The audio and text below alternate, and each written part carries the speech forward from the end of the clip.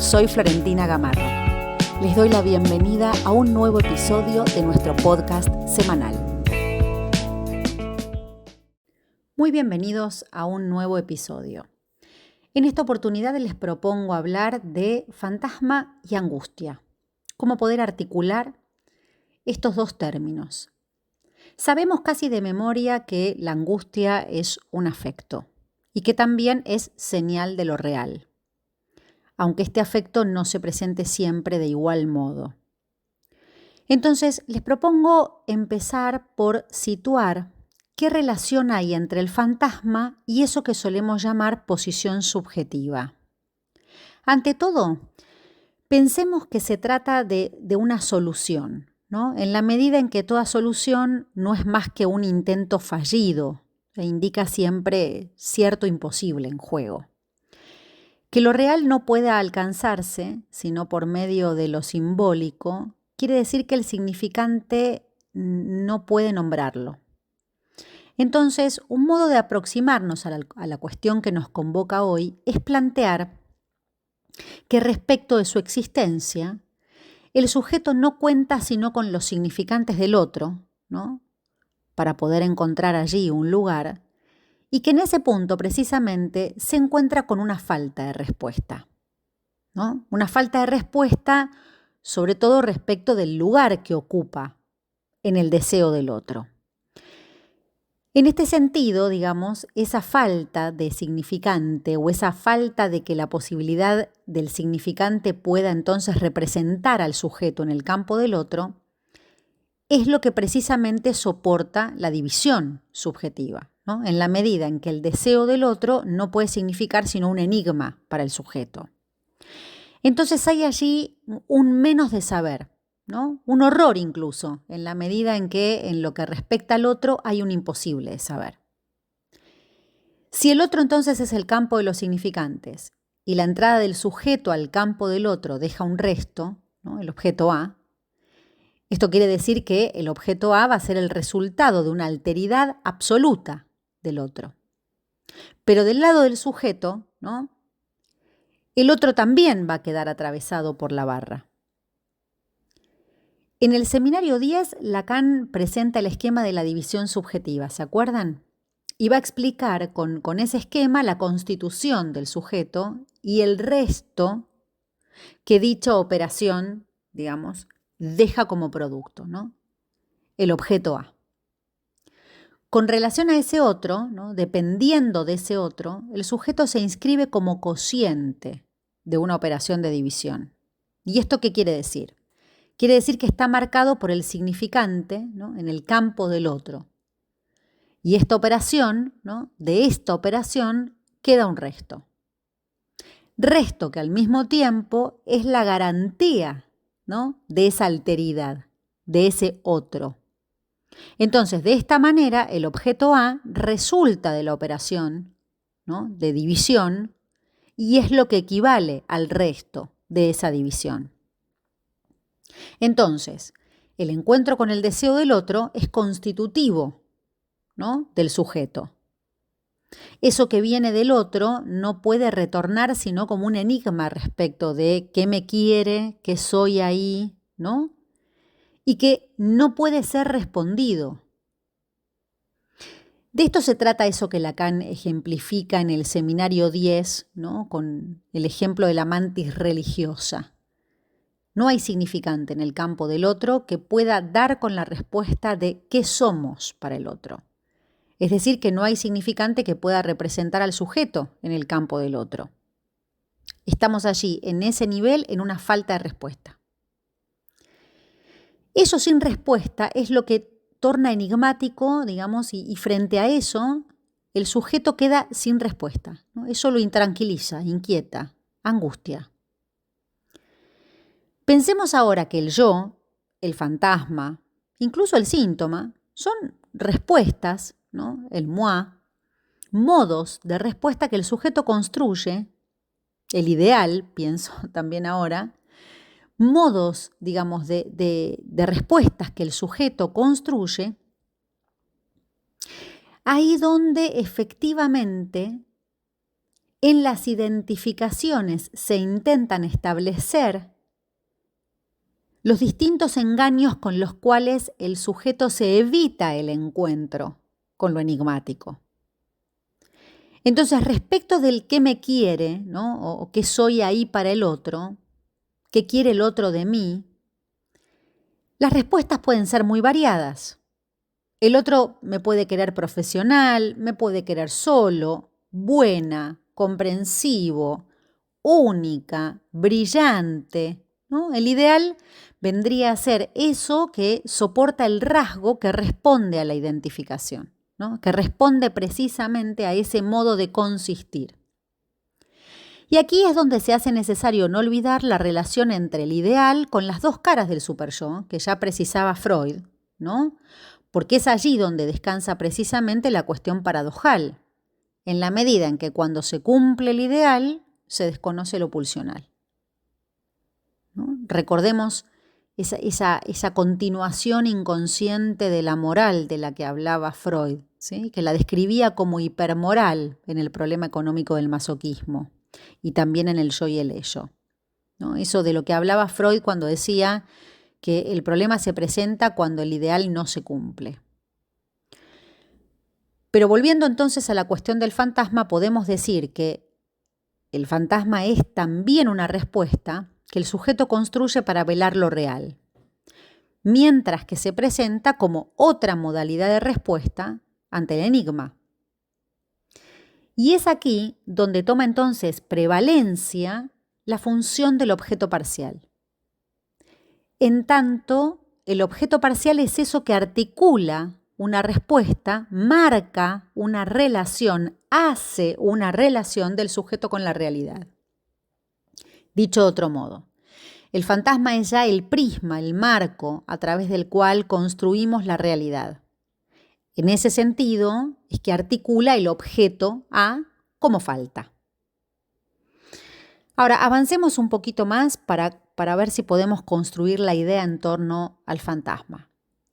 Si el inconsciente puede definirse como los efectos que ejerce la palabra sobre el sujeto, ¿no? El inconsciente introduce una subjetividad dividida de su ser y alienada, podríamos decir, en su pensar, ¿no? Pienso donde no pienso pensar, ¿no? No solamente pienso donde soy donde no pienso, sino que además pienso donde no pienso pensar. El inconsciente es entonces un saber a ser producido y se presenta bajo la forma de un tropiezo, siempre. Lacan sostiene que la estructura de la neurosis es esencialmente la estructura de una pregunta.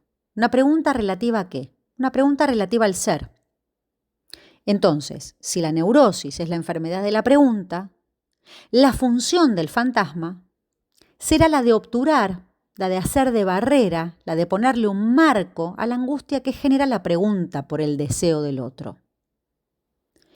El fantasma cubre la angustia que la falta en el otro suscita y permite establecer una lógica, cierta seriación, podríamos decir, ¿no? Cierta puesta en serie del encuentro con el objeto que se presenta al modo de ciertas convicciones para el sujeto, cierto marco, ¿no? El fantasma para el neurótico es la realidad, ¿no? Dado que, digamos, se hace ser ese objeto con el que recupera un goce perdido por estructura, podríamos decir, desconociendo así la castración del otro. Ahora bien, no obstante, el fantasma no es el único modo que tiene el neurótico de vérselas con el deseo del otro, con la castración del otro, sino que también podrá renegar de la misma a través de su síntoma, por ejemplo, ¿no? Eso que se escribe, el significado del otro. La cuestión es que el fantasma es una especie de máquina que se pone en juego cuando se manifiesta el deseo del otro en tanto enigma. De lo que se trata es, digamos, del deseo del otro en la medida en que en el otro hay un significante que puede faltar, ¿no? Que no puede responder totalmente a la demanda, es decir, que el otro está afectado por la castración. Cuestión que Lacan va a plantear a través del matema, ya sabemos, que escribe como el significante del otro mayúsculo, el otro con mayúsculas barrado, ¿no? El significante de una falta en el otro. Entonces es importante destacar que el objeto A no es lo mismo que el objeto A en el fantasma, ¿sí? Podríamos decir que son funciones distintas del objeto. El objeto A sería aquello que no está al alcance del sujeto, ¿no? Esto quiere decir que hay algo del sujeto que no entra al campo del otro y viceversa. Es decir, que hay algo del sujeto que queda por fuera del otro. Y queda, digamos, como objeto algo, ¿no? Algo que no deviene sujeto, algo no se hace sujeto y queda por fuera. En tanto, queda por fuera del otro y esto es lo que queda como objeto resto, ¿no? Como el resto de esa operación. Entonces, la constitución subjetiva es esto, ¿no? Es dejar un resto, ¿no? Como efecto de la operación. Algo no va a entrar a la cadena significante, algo no se hace sujeto. Algo que no entra al lenguaje y sin embargo opera y lo hace operar. Entonces las consecuencias de situar, por ejemplo, el corte entre significado y significante, llevan a distinguir al menos, ¿no? el sujeto del significado, ¿no? Hay un significado, hay algo que se articula a la intención de la significación, hay algo que podría tener que ver con cierta voluntad del decir, ¿no? Y el sujeto del significante que surge en el tropiezo con el significante, ¿no? Que está allí precisamente marcando como obstáculo, como resistencia, un sujeto que no es aquel que cree decir lo que quiere, en la medida en que no comanda al significante. Este sujeto es aquel que se produce en el corte, en el intervalo significante, podríamos decir. Es esta pregunta, ¿no? ¿Quién soy? Formulada por el sujeto, lo que nos introduce en la estructura del fantasma y que tiene su correlato en el grafo, ¿no? Que propone Lacan a través de la pregunta ¿qué voy? El fantasma, entonces, es una respuesta que el sujeto se da a la pregunta por el deseo del otro. Entonces, ¿qué señala la angustia? Lo que la angustia va a venir a señalar es el encuentro con lo enigmático del deseo del otro. Y el fantasma se puede ubicar como lo que cubre la angustia suscitada por dicho enigma. En este sentido, la angustia emerge entonces cuando hay un desfallecimiento de la cobertura fantasmática, en tanto que el fantasma es lo que viene a cubrir la angustia, ¿no? Viene a cubrir esa angustia que la falta en el otro desencadena. La función del fantasma sería esta, ¿no? Es la de obturar, la de hacer de barrera, ponerle un marco a la angustia, ¿no? Ese marco que en todo caso genera, ese marco que generaría una especie de protección al mismo tiempo que una pantalla instalada por ese deseo del otro. Cubre la angustia, ¿no? Que la falta en el otro suscita y al mismo tiempo hace de pantalla eso estableciéndole una lógica. Entonces el fantasma para el neurótico es la realidad, ¿no? Dado que se hace ser ese objeto, con el que recupera un goce perdido. Aquí entonces debemos plantear una diferencia con el síntoma, porque si Lacan situó, digamos, el final del análisis en relación al fantasma y no en relación al síntoma, ¿no? Pero esto puede llegar a ser tema de otra discusión, ubicó entonces el fin del análisis en relación a lo que llamó la travesía del fantasma, ¿no? El atravesamiento del fantasma, podríamos decir. Y podemos pensarlo de la siguiente manera. Si la entrada al análisis atañe al síntoma, la salida o el fin es lo que va a ser inherente al fantasma. La fórmula del fantasma indica la relación del sujeto con el objeto que él se hace, ¿no? Ser en el fantasma, en tanto que pretende, ¿no? Ser eso que se articula en la demanda del otro, ¿no? Incluso en la demanda del y al otro. Ese identificar la demanda del otro con su deseo, ¿sí? Es decir, el neurótico precisamente lo que produce es esa identificación de la demanda del otro con su deseo. Quiere decir que el otro le demanda ese objeto a él. Entonces, podemos pensar que hay dos dimensiones de la angustia. Una referida a la angustia y el deseo del otro, ¿no? Y otra referida a la angustia como falta de la falta. Entonces hagamos un breve recorrido por los desarrollos freudianos, ¿no? La primera teoría de Freud, ¿se acuerdan? Se trata de una teoría fisiológica de la angustia, donde Freud plantea como indispensable la supresión, ¿no? La merma, el descenso o el obstáculo precisamente en llevar a cabo una vida sexual adecuada, decía él, una práctica sexual adecuada, y entonces esa dificultad es la que produce en el sujeto la causa de la angustia. La segunda teoría, digamos que ya es de corte netamente psicoanalítico, que está asociada a esto de ubicar la angustia causada por la operación de la represión. Y una tercera teoría que vendría a plantear precisamente desde los últimos desarrollos, sobre todo los de inhibición, síntoma y angustia, y cuando Lacan aborda la cuestión de la fobia y en particular el caso Juanito, ¿no? Esta relación que plantea que ahí donde en todo caso la angustia era secundaria a la represión, por el contrario, lo que luego va a plantear es que será la angustia, ¿no?, la que dé una señal de alerta para que la represión se pueda llevar a cabo. Es decir, que la angustia pasaría a ser así un llamado a la defensa. ¿Sí? Entonces el recorrido en este caso abarcaría en Freud estas tres diferencias. Mientras que lo que Lacan va a plantear es algo diferente, digamos. Va a plantear a la angustia en tanto corte, ¿no?, que se abre a lo real, la angustia en relación al objeto A, la angustia como lo que no engaña, fundamentalmente para pensar la relación entre la angustia y lo siniestro, la angustia y la pesadilla, digamos, las relaciones entre la angustia, la inhibición y el acto.